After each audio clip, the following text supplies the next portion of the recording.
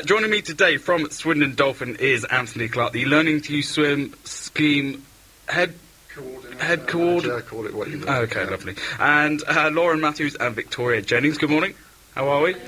Good. Yeah. Don't be scared. It's a good thing. There we go. Two of you form half of the girls' relay team for the club. 50 points. Guess which two those are? Correct. Yeah, that's two. And the other way is Anthony. Good morning. Well, you're both all members of the Swindon Dolphin team. Welcome to the show. It's good to have you here. We always like to have you here. We usually have Louise, but what's Louise doing today? I think she's in Devon. She's having a break. I think she's down there surfing or something. Surfing? Yes, yeah. Enjoying herself. She picked a good day. So I understand. Let's start with the girls. How are you? Good. Are you all right? Good. Could you please introduce yourself and your part in the relay team? Because although it seems pretty easy on land, I don't know if it's that easy in the water. I'm Victoria, and I usually go second in the relay team. And I'm Lauren, and I normally go third, because, And is one more important than the other? Or is Yeah. the first person to go or the last person to go more important? Normally first and fourth are the fastest. Yeah, but we're all equally as important. Oh yeah, I'm not saying you won't, but just Yeah. you two could, you could. That's right. Yeah. Secondly, big congratulations for making it to the national championships in Sheffield for the second time this in 2 years. You must be chuffed with yourselves. Yeah, we're really happy with it. Yeah. Good. What did qualifying consist of? For those of us who don't really know much about swimming. It's the top 40 in the country. Right. And it's just the quickest that go through. Right. And is it just? Do you have several races, or is it just the one race? Just the one. I think it's at regionals as well. To qualify, it's all done at regionals. So you have the various regions across the country competing, doing the relay, and then they just put all the times together at the end. And although I think within the region you came 6th or 7th, was it? Yeah. It's quite a strong region, Yeah. so Okay. which you can see. So Yeah. the top 40 from the country went through, and the guys they were competing against were the likes of Plymouth Leander, who actually had, I think, 3 or 4 teams in there, and all of those actually managed to qualify. So. And was it more difficult this year? Did you find it an extra struggle, or is it you used to it now? We just did what we could again, didn't we? Yeah, just did our best and we were aiming to make it, and we wasn't sure if we did, but we did. How much training goes into something like a big event like that, trying to qualify for such a...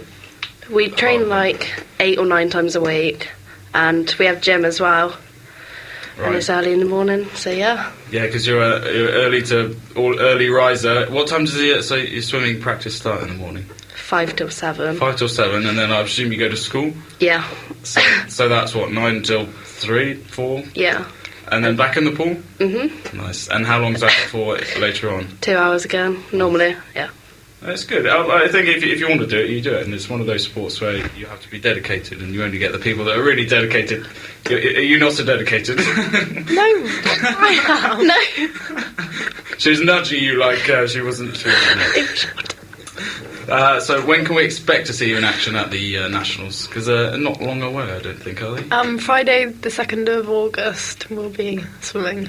So it's only a couple of months away. Yeah. And so do you put in extra tuition, extra swimming lessons, extra... I don't think you need swimming lessons as such, but you know what I'm saying. Do you need to work up to the main event differently than it probably some others? Well, close to the time we usually train as a group, so we're used to each other and just train together.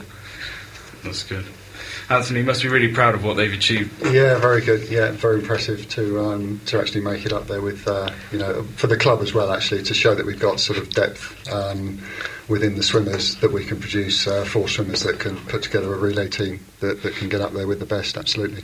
That's good. And a report last week by swimming's governing body, the ASA, and Kellogg's entitled Learning the Lesson, the Future of School Swimming, which surveyed over 3,500 primary schools on how many of their children have attained key Stage 2 swimming requirements. It found that 51% of children aged 7 to 11 cannot swim the length of a typical swimming pool, which is probably about 25 metres, is it? I think. Yes, it would be, yeah. And that was unaided. So first off, why does it sound like swimming lessons have been cast to one side in primary school level? I don't know. I mean, it's obviously concerning. I mean, the good side of it from the area that we're in, I think, is that the southwest are actually better than anyone. I think, although still not good. I think it goes up to something like 60% of swimmers can, or 62% can actually swim that 25 metres. But why that is, I don't know. I mean, there certainly seems to be. I mean, other things in the report say that parents do want the money to be spent on things like swimming rather than other things, so it's just a matter of getting the message out there, and certainly, you know, getting the schools to get on board to make sure that they put the resources towards that, because obviously we're talking about saving lives. Exactly. It's not like a sport where it's purely for enjoyment, although obviously swimming is enjoyable. At the end of the day, you teach someone to swim, you know, potentially could save a life. Yes, the average state school pupil just spends 8 hours and 15 minutes a year. I thought I read a week, but it was a year in sort of learning to swim. It's rubbish, really. 'Cause like you say, it does help save lives. How can it change to sort of adapt to allowing children to learn as a sort of a main lesson? Yeah, I don't know. I think it's a matter of sort of maybe people taking it into their own hands and getting their kids sort of down the pool. I mean, I appreciate it. It can be difficult to sort of teach your own kid to swim. It's quite interesting when we have people come into the scheme and parents will say to us, you know, I try to get them in the water and, you know, they just won't let go of us and this, that and the other. But once we get hold of the kids and get them in the water and, you know, give them something a bit more structured to do, it's actually quite surprising how in a structured environment they can actually learn a lot more. Is it due to getting them to do it early enough, or is it coming in sort of at the deep end, if excuse the pun, and sort of doing it when they're a bit older at sort of primary school level? The earlier the better. I mean, certainly it's quite interesting. It's certainly the earlier the better from a more technical point of view. I mean, obviously earlier so that it gets their confidence up. But we do find when we start to move on to teaching kids the sort of more technical aspects of kicking properly, etc., the earlier we can get them, the better. Although I realise that's not for everyone. You know, some people may come along, certainly to our club, just to teach their kids to swim, which is fine. But obviously there is the option there to go through, you know, to a competitive level. To the sport. Like you said earlier, the fears that the death rates among young people will rise in the future due to drowning as a result that children are not getting enough tuition when it comes to swimming. How do you see things having to adapt to reintroduce healthy level of education in the pool? That's a difficult one. As I say, I think sort of people need to sort of get themselves out there, parents themselves maybe need to sort of, you know, take a bit of control over this and maybe get their kids into a club, you know, if that is the option, or certainly you know look towards and that comes on to sort of volunteering. Indeed, you know, there's possibly opportunities to volunteer at the schools where there may be issues with getting kids to swimming because there's not enough people to take them, but actually, you know, do something on that front to help themselves. What would you like to see happening? What would you like to see happening? Well, to up the amount of pool time would be the clear thing. You know, that does take money, but as I say, there's more that people themselves can do without just throwing money at it, because obviously that is, you know, somewhat of an issue. Do you think half of it is schools being built without pools? I know, not when I'm too young, but like yourself and others, the schools used to have a lot of pools in. Do you think it's sort of shying away and concentrating more on the academics and trying to get more importantly massing the science done rather clearly than it is. I mean, I'm not sure that we have to sort of go to the extent of pools having schools. I mean, there's probably enough pools out there. You know, and we've seen issues with the pools. I know recently with the Link Centre being closed last year, but certainly the council are making sure that they're kept going. Having said that, obviously we've had the news recently that the 50-metre pool won't be coming to Swindon as we had thought, which is a shame. But you know, it's partly understandable because of budget cuts and what have you, and something had to give, I guess. But it is a shame that didn't happen. All comes down to money in the end, doesn't it? Yes, indeed. So it's been a while since we spoke to the Swindon Dolphins. How's it going generally? Everything going well? Because you were on an award-winning streak, as I read on the website. Yes, indeed. Yeah, and we're looking to see what we can win this year as well. So we were at the last one we did was at the Swindon Advertiser Awards, where we were nominated for Young Team of the Year. We didn't win that one, unfortunately, but it was really good to actually be there. Sort of a nomination in itself. Yeah, absolutely, yeah.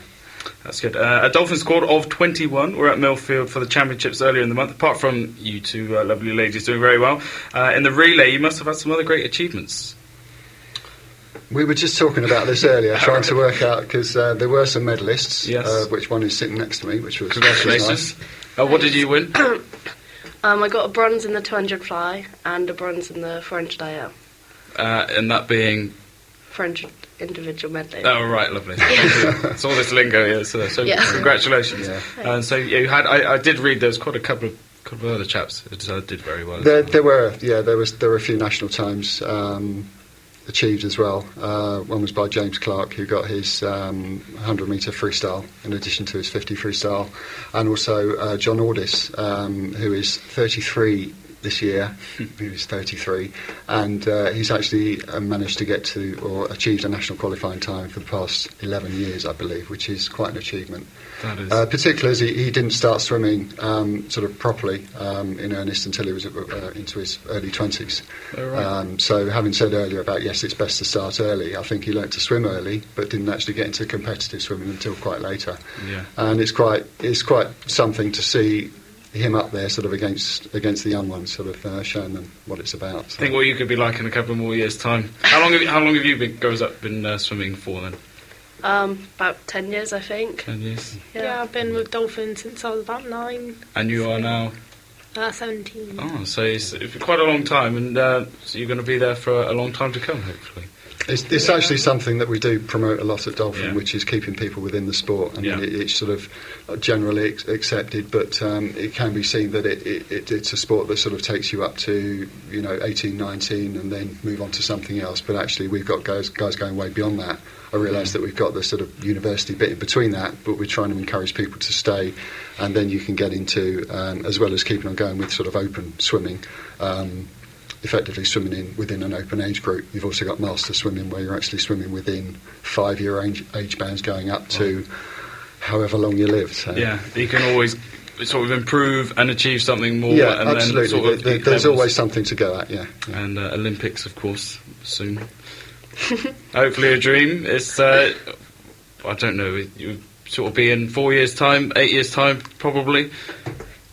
Would you like to Well, yeah, be at it's the an Olympics? aim, isn't it? And it's Yeah. always good to have that, because it's always something to sort of see, and then you can achieve something and try and do your best, and if you've made it. Oh, good. Well, so what are your predictions for the rest of 2013? You've done really well so far. What have you got to come for? It's because it's just nearly gone halfway through the year. What is coming up? Hopefully we'll have another national qualifier. Right. And again, I think the one closest to actually achieving that is again sitting next to me. So, Yeah, I've got Cardiff in like 2 weeks' Okay. time. I think it's 2 weeks. it is, yeah. Yeah, and I'm 1.7 seconds off the 200 fly time for Right. nationals. So yeah. So you say you're that time off. How do you? That's your speed at the moment, is it? That's the time you've done it in, Yeah, I have to get a 2:26. and you have to get that where? The last chance I've got to get it is at Cardiff. Right. Okay. So I have to hit that time. Yeah. And then, yeah, if I don't get it, then I And try then again next so if you get that time, then you go on to, nationals and do National. it. Yeah, it's and then you've got individual. a sort of shorter time to do it in, or then you put up against the rest of the people that have managed to get that time, and then it's just simply a race. Well, after nationals, it's like the end of the season. Okay. So then we start again in August, September. Then I have like the year again to try and get it for August. Right. Good luck to you. It sounds ominous. So 2014, not far away at all. Can you see that far ahead? Do you know what's going on? Anything big coming up at Swindon Dolphins?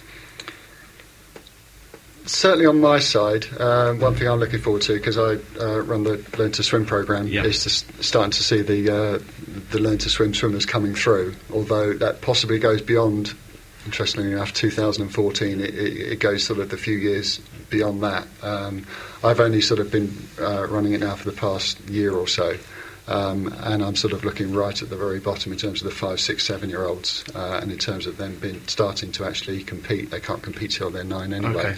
So it's going to be sort of some of them starting to come through next year, which are kind of the guys that I actually nurtured through, and obviously in the years beyond that. So that's what I'm more looking forward to. And although it's not right at the sort of top competitive end, it's where things start. So. It must be nice from your point of view, seeing people that you've sort of introduced into swimming, and the ones that will do well, and you can see sort of prospects. Absolutely, yeah. On Saturday we actually had a learn to swim race night where it was at the Link Centre, where we have all the learn to swim swimmers competing over either 25s or 50s. And there were some swimmers there that I remember coming in to learn to swim, and being afraid of the water, being afraid to get in, and just about walking across from one side to the other. And now there they are, sort of swimming 1s and 2 lengths. So it's really good to see. That's good. You must be so proud of what you're achieving, and it's absolutely, yeah. Probably one of the better jobs in the club. I'm sure. Yeah.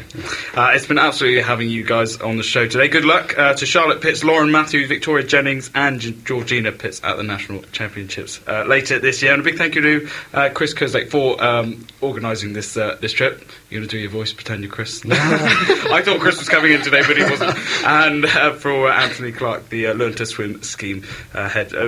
What work he does with getting people swimming. Do check out the Swindon Dolphin website at www.swindondolphin.co.uk and follow them on Twitter at Swindon Dolphin. Thank you very much, and would love to speak to you soon. Good luck. Thanks.